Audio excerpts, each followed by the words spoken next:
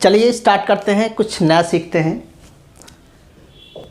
और आपको मैं एक बहुत आसान तरीके से 2-4 चीज़ें बताऊंगा कि जिससे आपका कभी इनकम इफेक्ट, सब्स्टिट्यूशन इफेक्ट और प्राइस इफेक्ट कभी गलत नहीं होगा। और इसी के साथ साथ आपको मैं ये भी बता दूंगा कि कब आपको लगेगा कि ये गिफन गुड्स है कि नॉर्मल गुड्स है कि इन्फीरियर गुड्स है। अरे बड़ी कन्फ्यूजन रहती है कि सर ये गिफन कैसे हो गया, या सर आपको इन्फीरियर कैसे हो गया, या इसको नॉर्मल गुड्स कैसे कहते हैं। तो एक तो आपको ये प्रॉब्लम रहती है।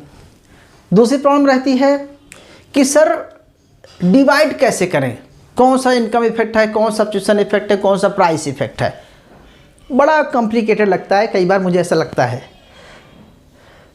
तो इस सारी प्रॉब्लम का निदान मैं निदान मतलब हिंदी में सॉल्व करता हूँ बहुत सिंपल तरीके से। बस आपको मेरी हर एक बात को, आप सोच रहे होंगे मैं कौन सा ऐसा बताने वाला हूँ, तो हंसी भी आ रही है आप लोगों को, मुझे पता है। लेकिन मैं कहना चाहता हूँ कि मैं बहुत सिंपल तरीके से समझाना चाहता हूँ, बहुत आसान भाषा में। प्राइस इफेक्ट क्या होता है ये आपको पता है, लेकिन मैं आपको दोबारा बताना चाहता हूँ। देखिए, प्राइस इफेक्ट जब भी बात करेंगे क्लास, याद रखना, आपके सामने जब 2 बजट लाइन रहे तो ये बजट लाइन एक है, यानी कि इस केस में इनकम नहीं चेंज हो रही है आदमी की, सिर्फ प्राइस चेंज हो रहा है। तो जब एक बजट लाइन और बन जाएगी, ध्यान समझना, तो जब ये इन 2 बजट लाइन से यहाँ जाएंगे या यहाँ कहीं भी जाएंगे तो क्या हो जाएगा, वो प्राइस इफेक्ट। ओके, अगर हम यहाँ पर थे और यहाँ पर जाएंगे तो ये हो जाएगा हमारा पीसीसी। क्लियर हुआ? अच्छा, अब मैं बोलता हूँ कि अगर हमारे आमने सामने 2 पैरेलल बजट लाइन रहेगी, 2 पैरेलल बजट लाइन रहेगी, तो अगर हम इस पॉइंट से यहाँ पर जाएंगे तो क्या होगा, ये आईसीसी होता है, इनकम इफेक्ट होता है। तो सर ये तो इनकम इफेक्ट हो गया और ये आपका ये प्राइस इफेक्ट हो गया, इतना पता है। एक चीज़ और आपको कंफ्यूज कर देती है, सब्स्टिट्यूशन इफेक्ट। तो सब्स्टिट्यूशन में क्या होता था क्लास, कि जब हम रेट कम हो जाता था, जब रेट कम हो जाता है किसी गुड्स का, तो हमारे पास कुछ एक्स्ट्रा सरप्लस एक्स्ट्रा इनकम हो जाती है। जैसे मैंने आपको बताया था कि अगर आप 100 रुपये लेके गए थे, मान के चलो क्लास, और ये PX और PY दोनों का रेट 10-10 रुपये था, तो आप दोनों को 10-10 खरीद रहे थे, मान के चलो, तो आप दोनों को मान के चलो 5-5 खरीद रहे थे, ठीक है, 5-5 परचेज कर रहे थे। यहाँ तो समझ आ गया। अब मैं बोलता हूँ कि रेट जब इसका यक्स का रेट 5 रुपये हो गया, यक्स का रेट 5 रुपये हो गया, तो आप इसको ज़्यादा खरीद सकते हैं, लेकिन बोल रहा हूँ आपको ज़्यादा नहीं खरीदना है। आप जितना पहले खरीद रहे थे उतना ही खरीदिए, लेकिन 5 रुपये के हिसाब से खरीदिए। तो क्या हो जाएगा क्लास, यानी कि इसको आप 10 रुपये से पहले मल्टीप्लाई करते थे, अब इसको 5 रुपये से करेंगे, तो कितना हो गया, ये 25 हो गया। अब 25 रुपीज़ यहाँ पर एक्सपेंडिचर कर दिया और यहाँ पर 5 धाम में 50 रुपये यहाँ खर्चा कर दिया, तो कितना हो गया, 75 रुपये। यानी कि अगर हम उस आदमी से 25 रुपये वापस ले लेते हैं तो 75 रुपये में उसका काम चल जाएगा। तो क्लास अब हम क्या करते हैं, एक 75 की एक और बजट लाइन बनाते हैं, 75 की एक और हम बजट लाइन बनाते हैं। तो इस केस में क्या करते हैं हम, ठीक है, इस केस में क्या करते हैं हम, ए लाइन तो रहेगी, इसी पॉइंट से होती हुई 75 रुपीज़ की लाइन खींच देते हैं। तो जब हम 75 रुपीज़ की लाइन को ड्रा कर देते हैं तो ये 100 की लाइन हो गई। देखिए ध्यान समझना क्लास, ये 100 की लाइन है और ये भी 100 की लाइन है और यहाँ 75 की लाइन है। ओके, अब मैं बोलूँ, अगर मैं इस पॉइंट से 100 से इस 100 पे आता हूँ तो प्राइस इफेक्ट, गुड, तो प्राइस इफेक्ट। और जब मैं इस 100 वाली लाइन से और मैं 80 वाली लाइन पे चला जाता हूँ तो क्या होगा? Substitution effect. यस, लेकिन हम इस केस में क्या होता है, जिसका रेट सस्ता होता है उसको हम ज़्यादा परचेज कर लेते हैं। तो एक बजट लाइन 80 की है, एक बजट लाइन 100 की है, तो ये 100 वाली बजट लाइन 80 वाली को यहाँ पर काट रही है, ठीक है। लेकिन इन डिफरेंस कर्व जहाँ टच करता है वहाँ पर हम इक्विलिब्रियम बना लेते हैं। तो ध्यान समझना। तो जब हम इस लाइन पे जाएंगे तो पूरा का पूरा क्या दिखेगा? वो प्राइस इफेक्ट। क्लियर? जब हम इस लाइन से यहाँ पर आएंगे तो क्या दिखेगा? Substitution effect. और जब हम इन आमने सामने वाली लाइन पर रहेंगे तो क्या लिखेगा? Income effect. इसीलिए बोलते हैं प्राइस इफेक्ट जो है वो इनकम और सब्स्टिट्यूशन का कंबाइंड होता है, दोनों का जोड़ होता है, दोनों का ऐड होता है। अब मैं आपको फिर से समझाता हूँ साफ साफ शब्दों में। उम्मीद करता हूँ कि मेरी बात क्लियर हुई होगी। कहने का मतलब है कि चीज़ें वही हैं, इसको ऐसे ऐसे घुमा के पकड़ते हैं। लेकिन एक बात यहाँ याद रखना है कि यहाँ पर रियल इनकम चेंज नहीं हो रही है। प्राइस के कम होने से उसके पास इनकम बढ़ जाती है, उस इनकम को हम माइनस कर देते हैं। माइनस करके जो बचा हुआ पैसा होता है उसकी एक नई बजट लाइन बनाते हैं, ठीक है। अब मैं आपको 4-5 चीज़ें एक बार में समझा देता हूँ। इतना समझ में आ गया? ठीक है। अब चलिए, क्या आपको लिखाना है तो मैं ग्राफ ही समझा देता हूँ, न्यूमेरिकल नहीं लेता हूँ क्लास। क्लियर है? ओके, चलिए। Price effect equal to income effect plus substitution effect, यही होता है, ठीक है। अब हम अभी कौन सा केस ले रहे हैं? नॉर्मल गुड्स का केस ले रहे हैं। नॉर्मल गुड्स में क्या होता है कि जिसका रेट डाउन होता है उसको आदमी ज़्यादा खरीदता है, ये मान के चलना, ठीक है। हाँ, पहले नॉर्मल लेते हैं, ठीक है। चलो हाँ, एक नॉर्मल गुड्स की बात करते हैं। ध्यान समझना, बताइए कैसे करें। सबसे पहले आप एक बजट लाइन खींच दीजिए। चलो भैया, हमने एक बजट लाइन खींच दिया, इसको हमने BL लिख दिया बेटा। अच्छा, फिर आप क्या कीजिए, कोई एक पॉइंट इक्विलिब्रियम ले लीजिए, ठीक है, कहीं भी ले लीजिए। मान के चलो यहाँ ले लिया हमने, तो ये इसको हम अभी इसको रहने देते हैं, ठीक है। हमने इक्विलिब्रियम ले लिया। क्लियर हुआ? यहाँ पर हमने x इतना परचेज कर रहे हैं, y इतना परचेज कर रहे हैं। अब मैं बोलता हूँ कि रेट थोड़ा सा डाउन हो गया, रेट डाउन हो गया किसका? x का। तो बजट लाइन क्या हो जाएगी? शिफ्ट हो जाएगी। बजट लाइन शिफ्ट हो गई। अब L1 हो गई।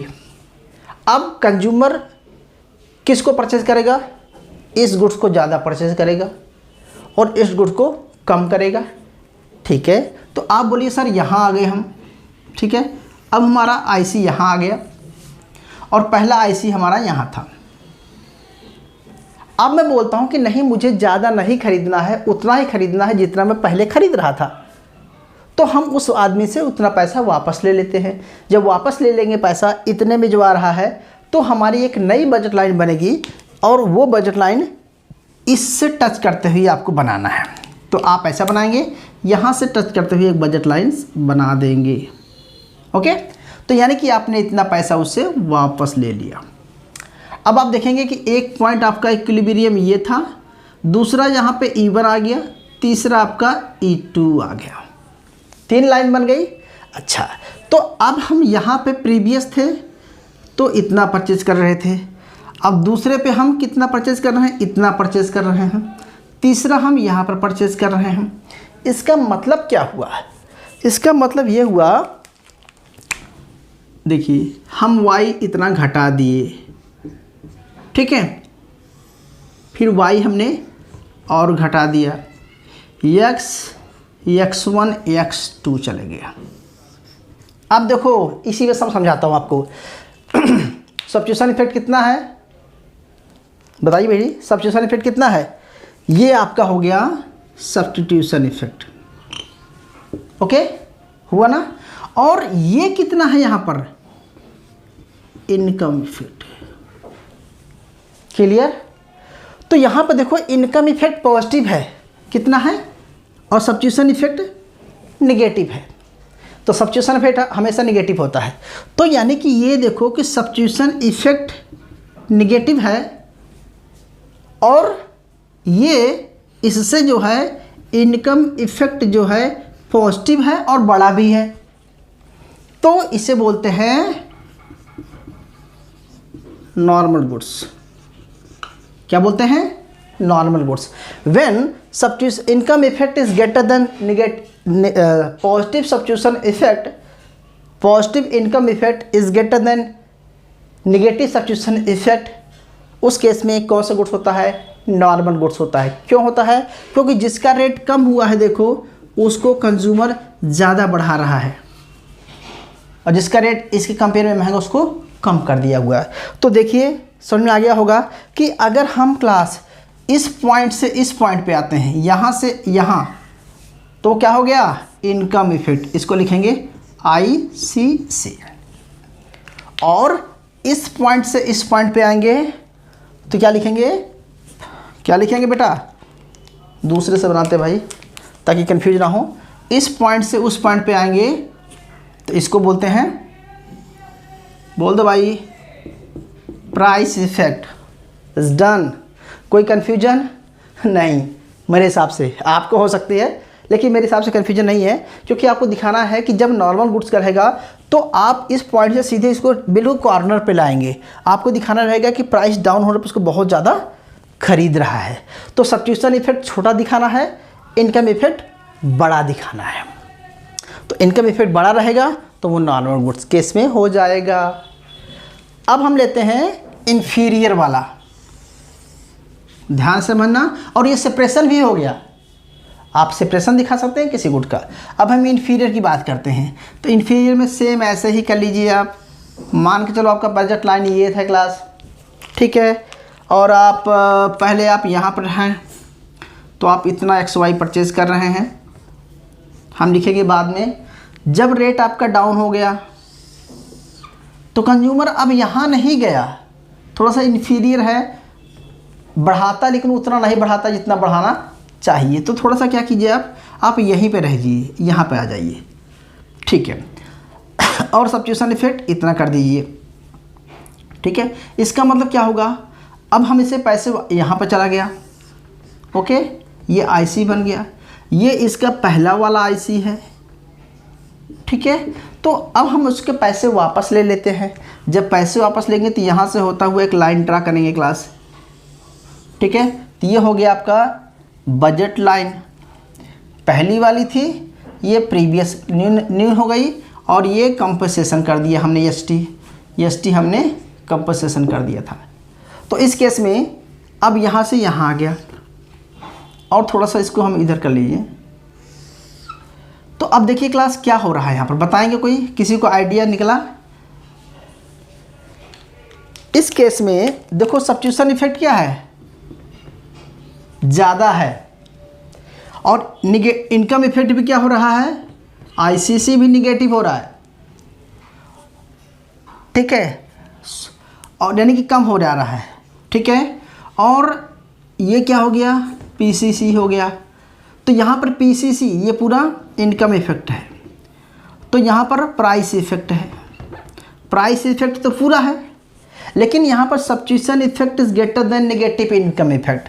तो substitution effect is greater than income effect negative, इस केस में बोलेंगे इन्फीरियर गुड्स। मतलब कि जिसका रेट डाउन हुआ, देखो जिसका रेट डाउन हुआ, पहले तो उसने कम किया, सब्स्टिट्यूशन इफेक्ट उसको बढ़ा रहा है, लेकिन इनकम इफेक्ट उसको क्या कर रहा है? यहाँ से फिर इनकम को Y ऊपर ले जा रहा है, और X को क्या कर रहा है? पहले X इतना खरीद रहा था, ठीक है, X को बढ़ा लेकिन उतना नहीं बढ़ा रहा जितना बढ़ाना चाहिए। तो इस केस में क्या हो रहा है? आपका गुड्स कौन सी हो जा रही है? Inferior goods. So if substitution effect is greater than income in negative effect, then we can say inferior goods. और ये आपको तो समझ में आ ही गया होगा, क्लियर है? ओके, एक तीसरा ग्राफ और बना देते हैं जिसे हम गिफन गुड्स की बात करते हैं। अक्सर कन्फ्यूजन रहता है गिफन गुड्स में क्या होता है, मैं आपको बताता हूँ। नॉर्मल है तो यहाँ जाएगा, इन्फीरियर है तो यहाँ आ गया, और गिफन रहेगा तो यहाँ चला जाएगा, बस इतना ही कर लेना है। यानी कि इनकम इफेक्ट इतना निगेटिव दिखा देना है कि वो प्राइस इफेक्ट का पता नहीं चल रहा है, उसमें इंक्लूड कर लेता है। तो सब्स्टिट्यूशन इफेक्ट और इनकम इफेक्ट इतना बड़ा, निगेटिव इनकम इफेक्ट इतना बड़ा होता है कि वो प्राइस इफेक्ट को ही कंज्यूम कर लेता है, मतलब आपस में ले लेता है।